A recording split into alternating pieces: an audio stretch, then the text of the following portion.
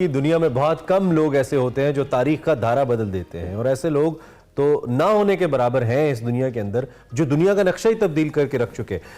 ایسے لوگوں میں سے ایک نام بانی پاکستان قائد اعظم محمد علی جناح کا ہے، جن کا آج یوم پیدائش منا رہے ہیں ہم۔ قائد اعظم محمد علی جناح 25 دسمبر 1876 کو وزیر مینشن کراچی میں پیدا ہوئے، امتیازی نمبروں سے ابتدائی تعلیم مکمل کی۔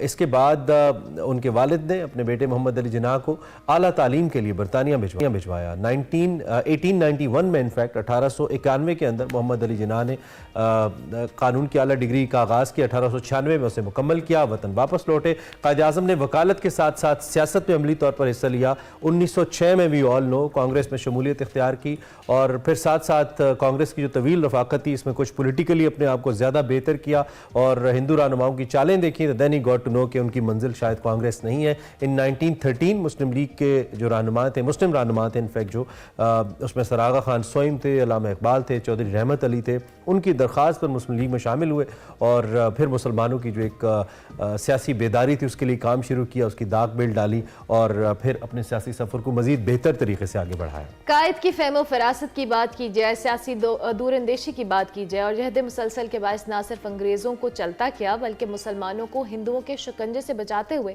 14 اگست 1947 میں ایک آزاد ریاست حاصل کرنے میں کامیاب بھی ہو گئے۔ پاکستان کے وجود میں آنے سے پہلے ہی دنیا کا یہ عظیم قائد ٹی بی جیسے مہلک بیماری میں مبتلا تھا، لیکن انہوں نے اپنی بیماری کو ایک راز رکھا، کیونکہ وہ جانتے تھے کہ دشمن کو اگر ان کی بیماری کا علم ہوا تو پاکستان بننے کی راہ میں تاخیری حربے اپنائے گا۔ اور یہ بھی حقیقت تھی کہ برِ صغیر کے مسلمانوں کے پاس قائد اعظم محمد علی جناح کے پائے کا کوئی اور لیڈر نہیں تھا۔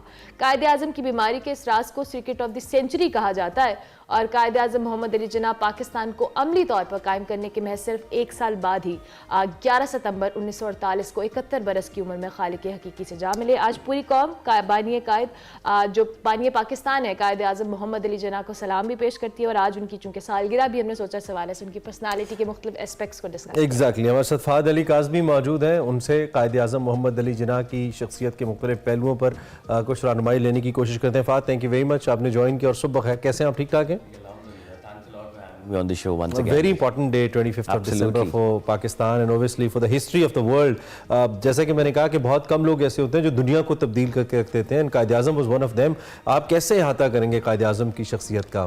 جی، بیفور میں قائد اعظم کے اوپر بات کروں، میں خاص طور پہ جو ہمارے مسیحی بھائی ہیں ان کو خاص طور پہ میری کرسمس ضرور کہنا چاہوں گا۔ جناب مسیح علیہ السلام سے جو منسوب یہ دن ہے، اللہ تعالیٰ جناب مسیح علیہ السلام جو کہ ہمارے نبی ہیں، ہم سب کے نبی ہیں، اللہ تعالیٰ ان کے صدقے دنیا کے اوپر، ان کا ایک ٹائٹل تھا پرنس آف پیس، تو اللہ امن اور آشتی سب کو عطا کرے، آمین۔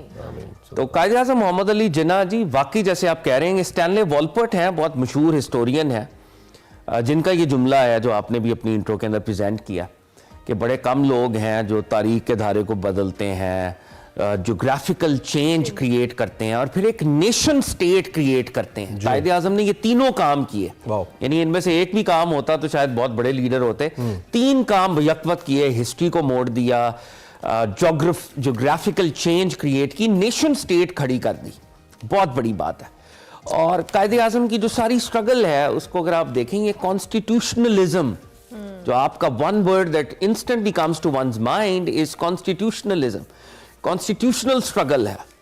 آپ بظاہر اس طرح سے جیل نہیں گئے، آپ نے جو برٹش راج تھا، برٹش راج کو پارلیز کے ذریعے، ڈائیلاگ کے ذریعے، ڈسکشن کے ذریعے آپ نے قائد اعظم جیسے ملک کو حاصل کیا۔ آئی تھنک یہ بہت بڑا کام ہے جو قائد اعظم نے کیا، اور یہ ایک سٹرگل کا وہ پہلو ہے جو شاید دنیا کے بہت سے لیڈرز نہیں کر پاتے، کہ آپ ٹیبل ٹاک، کانورزیشن، ڈائیلاگ، پارلیز، اس کے ذریعے سے اپنی ایک راہ متعین کرتے ہیں اور اپنا ایک آبجیکٹو جو ہے اٹین کرتے ہیں۔ قائد اعظم جیسے آپ نے بھی انٹرو کے اندر بتایا کہ آغاز میں آپ کانگریس کے ساتھ تھے، اور ایک ٹائم ایسا بھی تھا کہ کانگریس اور مسلم لیگ کے بیک وقت آپ ممبر تھے، اور آپ کو ہندو مسلم اتحاد کا ایمبیسڈر کہا جاتا تھا، ambassador of Hindu Muslim unity. اور قائد اعظم اس وقت آغاز میں یہ سمجھتے تھے کہ کو ایگزسٹنس کا کوئی سبیل نکل آئے، Muslim rights with in the framework of Indian constitution, تو وہ شروع کی جو آپ کی سٹرگل ہے، شروع کے جو آپ کے 20-30 سال کی سٹرگل ہے، خاص طور پہ جب ہم 14 نکات کی بھی فیمس 14 پوائنٹس کی بھی بات کرتے ہیں، تو قائد اعظم آل انڈیا لیول کے اوپر مسلم رائٹس کی بات کر رہے ہیں کہ مسلمز کو کوٹا مل جائے. کل کو اگر برطانوی راج ختم ہوتا ہے تو مسلمانوں کے رائٹس ہونے چاہیے جو ان کو ملے، اور وہ اس لیول کے اوپر وہ سٹرگل جاری ہے. اور لیکن وہ انکنکلوسیو رہی، ڈیڈ لاکس رہے، الٹیمیٹلی آپ کو چھوڑ کے جانا پڑے. بڑی ہندو ڈومیننس کے اندر پاسبل بھی نہ ہوتا، اور نہ ہوتا شاید نہ ہوتا، لیکن مطلب کانسٹیٹیوشنلی ایک بہرحال ایک فارمولا تو تھا، بن سکتا تھا، شاید بن بھی جاتا. وی ڈونٹ نو، اب ہائپوتھیٹیکل بات ہے کہ اگر ایسا ہوتا تو کیا ہوتا، لیکن ایک وہ تھا. لیکن الٹیمیٹلی نہیں ہوا. گول میں اس کانفرنسز، راؤنڈ ٹیبل کانفرنسز کے اندر آپ گئے، نئی باتیں آپ کی مانی گئیں. پھر مسلمانوں کے ہاں بھی ابھی قائد اعظم کو وہ پذیرائی ایٹ ٹائمز نہیں مل رہی تھی آغاز میں. مطلب 1920s کی بات کریں تو فیکشنز ہیں، ریجنل پالیٹکس ہے، فیوڈلز ہیں، ان کو یونائٹ کرنا انڈر ون امبریلا بڑا مسئلہ تھا یہ. اور آپ بدل ہوئے. آپ 1930s میں ایک پوائنٹ وہ بھی تھا، آپ نے کہا میں انگلینڈ میں رہوں گا، میں واپس نہیں آؤں گا. لیکن پھر علامہ اقبال کے لیٹرز اور لیاقت علی خان کے لیٹرز کہ آپ ہی آئیں، آپ ہی لیڈ کر سکتے ہیں، اور آ کے لیڈ کریں. میں ایک بڑی انٹرسٹنگ واقعہ آپ کے ساتھ شیئر کرنا چاہتا ہوں. پنڈت جواہر لال نہرو وہ اقبال سے ملنے لاہور آئے، اور وہ کہتے ہیں کہ اقبال کے لٹرلی قدموں میں بیٹھ گئے آگے لاہور میں، اور انہوں نے آگے کہا کہ اقبال آپ ہیں اصل میں مسلمانوں کے لیڈر، آپ کیوں نہیں آگے بڑھتے؟ یعنی انہوں نے اندیا دیا کہ لیڈ فرام دا فرنٹ، آپ پیچھے کیوں ہیں؟ تو علامہ اقبال اس کو سمجھ گئے اور آپ بڑے تیش میں آ گئے، غصے میں آ گئے، اور آپ نے کہا I am but a soldier of Muhammad Ali Jinnah, میں قائد اعظم محمد علی جناح کا ایک سپاہی ہوں، اور میں اس میں فخر محسوس کرتا ہوں. اور آپ نے بہت زیادہ غصہ کیا، جلال میں آئے آپ. یہ لیٹ 1930s کی بات ہے، جب اقبال بھی آپ کو پتا ہے 1938 میں آپ کا انتقال ہوا. تو 1940 کے اندر پھر وہ جو لینڈ مارک جس کو ہم کہیں کہ واٹر شیڈ مومنٹ ہے، قرارداد لاہور، قائد اعظم کا جو تقریر ہے کہ ہم دو قومیں ہیں، ایک کا ہیرو دوسرے کا دشمن، دوسرے کا دشمن دوسرے کا ہیرو، کوئی ایگزسٹنس پاسبل نہیں ہے، یہ قائد اعظم نے کہا، یہ قائد اعظم کے فکرے تھے. 1940s the turning point، وہ جو 3 دن کی کانفرنس. اچھا، اس وقت بھی کچھ بڑی اہم شخصیات تھیں without naming anyone، جو ٹو نیشن تھیوری جن کو آج بھی کوٹ کیا جاتا ہے کہ وہ they were right, you know, when we see the situation in Pakistan، بہت سارے معاملات کے اندر. لیکن اب ہم اگر اوور آل سب کانٹیننٹ کی سچویشن، بالخصوص انڈیا کے اندر اس وقت جو بیسک ہیومن رائٹس کی وائلیشن ہے، اور انفیکٹ جو چھوٹی ذات کے ہندوؤں کے ساتھ سیلف اوپر کی ذات کے ہندوؤں کا سلوک ہے، اس کو دیکھتے ہوئے ہمیں بہت سے مواقعوں کے اوپر یہ بات لوگ اب کہتے ہوئے نظر آتے ہیں، اور یوتھ کہتے ہوئے نظر آتی ہے کہ yes, Muhammad Ali Jinnah was right the way he was thinking. اس پہ ذرا بتائیے، آج کل کا جو وقت ہے یہ کیسے ان کی تھیوری کو رائٹ ڈٹرمن کر رہا ہے؟ عمران، یہ تو بہت آپ نے اعلیٰ بات اٹھائی ہے، بہت اعلیٰ نقطہ اٹھایا ہے. I think history has vindicated the stance of Quaid Azam محمد علی جناح. آج سے پہلے مجھے پڑوسی ملک جانے کا بہت دفعہ اتفاق ہوا ہے. میں 5-6 مرتبہ جب حالات کچھ بہتر تھے، کسی کانفرنسز اور اس طرح ہم جایا کرتے تھے. میں آپ کو سچی بات کہوں، مسلمانوں کا بہت برا حال ہے وہاں پہ. And I'm not even joking.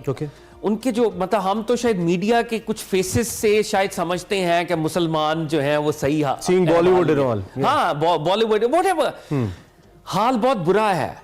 آپ نہ سول سروس میں آپ کو مسلمان نظر آتے ہیں اس طرح، نہ اکیڈیمیا میں نظر آتے ہیں مسلمان اس طرح، نہ مطلب کوئی اچھی مطلب بہت اوور آل اچھی پوزیشن پہ آپ کو ٹاپ پوزیشن پہ اس طرح نظر اکا دکا تو آئیں گے آف کورس، کیونکہ تعداد تو ہے وہاں پہ. لیکن جب آپ میجورٹی کی بات کرتے ہیں تو آپ کو وہ سلمز میں نظر آئیں گے، آپ کو وہ انڈر ڈیولپڈ ایریاز میں نظر آئیں گے، آپ کو اور جابز کرتے ہوئے نظر آئیں گے. اور جو اب ہو رہا ہے، یعنی بچر آف گجرات کو، جس کو دنیا نے کہا Butcher of Gujarat, he has become the prime minister of India.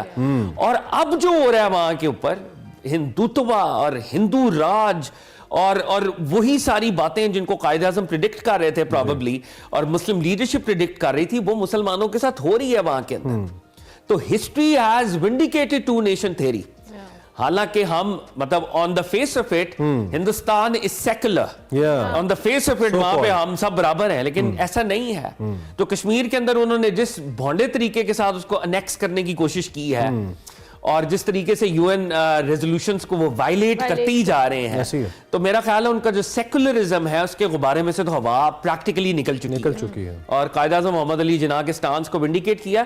ایک بات میں یہ کہوں گا کہ بہت سے مسلم اسکالرز اس دور میں قائد اعظم کے برعکس کھڑے ہوئے جی, اور وہ شاید یونائٹڈ انڈیا کی بات کر رہے تھے یا وہ کانگریس کو سپورٹ کر رہے تھے, اور قائد اعظم پر اعتراض بھی ایک یہ تھا کہ بظاہر یہ بابو ہیں, بظاہر یہ تو ہماری طرح کے نہیں ہیں, ان کو اسلام کا کیا پتا, ان کو آئیڈیالوجی کا کیا پتا, اور اس پاکستان کے گناہ میں نعوذ باللہ ہم شریک نہیں ہونا چاہتے, اس طرح کے جملے وہ بولا کرتے تھے. لیکن ہسٹری نے پروو کیا کہ قائد اعظم ہی ٹھیک تھے, اور انہی اسکالرز کے آج ایئرز پاکستان کے ورثاء بنے ہوئے ہیں, which is again very interesting. اچھا فہد, ابھی جس طرح سے ہم اس ٹو نیشن تھیوری کو بھی آپ بتا رہے ہیں, لیکن آج کل اگر ہم اپنی ینگ جنریشن کے اندر دیکھیں, اور جس طرح ہم قائد اعظم کو ایک لیڈر سمجھتے تھے, ہم اپنے ارد گرد بھی دیکھتے ہیں پالیٹکس ہو رہی ہے, سیاستدان ہیں, انفارچونیٹلی جس طرح کا لیڈر ہم کہتے تھے قائد اعظم کو, اس طرح کا لیڈر یہ نیشن کیوں نہیں پروڈیوس کر پائی؟ This is a very again a very pertinent and a very difficult question. مطلب دیکھیں, قائد اعظم کی اگر آپ ہسٹری پڑھیں, آپ ان کے کیریکٹر کو ہی دیکھیں, right from very minor basic things, اور بڑی بڑی چیزیں بھی اس سے ہی پھوٹتی ہیں.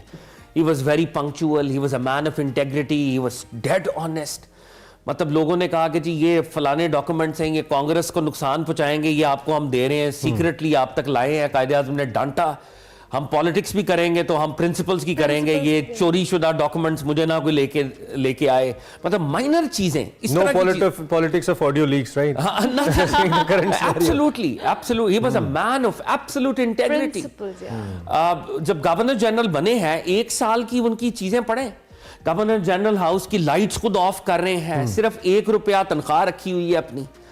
اگر کوئی چیز پسند ہے, کسی نے انڈا, جی وہ فلانے شیف نے بنایا, اس کی یہ اس کے پیسے کس نے دیے ہیں, شیف کو کون لے کے آیا ہے, یہ غریب ملک ہے, یہ شیف کے پیسے کون دے رہا ہے, خود دیتے ہیں. مطلب ایک مائنر چیزوں کے, My goodness. یہ ساکس جو ہیں یہ میں نے خریدی ہیں, یہ میرے پیسوں سے ڈیڈکٹ ہوں, گورنمنٹ کی ٹریجری سے ڈیڈکٹ نہ ہو. We are not talking about حضرت عمر فاروق رضی اللہ تعالیٰ عنہ, we are talking about Quaid Azam. بالکل ٹھیک. تو اس طرح کے ٹریٹس والا بندہ, اور ہمارے جو پالیٹیشینز ہیں, Unfortunately, no. very unfortunate. سوچنا جتنے کم وقت میں یہ بات کرنا ممکن بھی نہیں ہے, لیکن ایز یوزول ایز آئی سے آپ کم وقت کے اندر سمو دیتے ہیں ٹاپک کو. تھینک یو ویری مچ, آپ تشریف لائے, آپ نے صاحب معاملے پہ بات کی.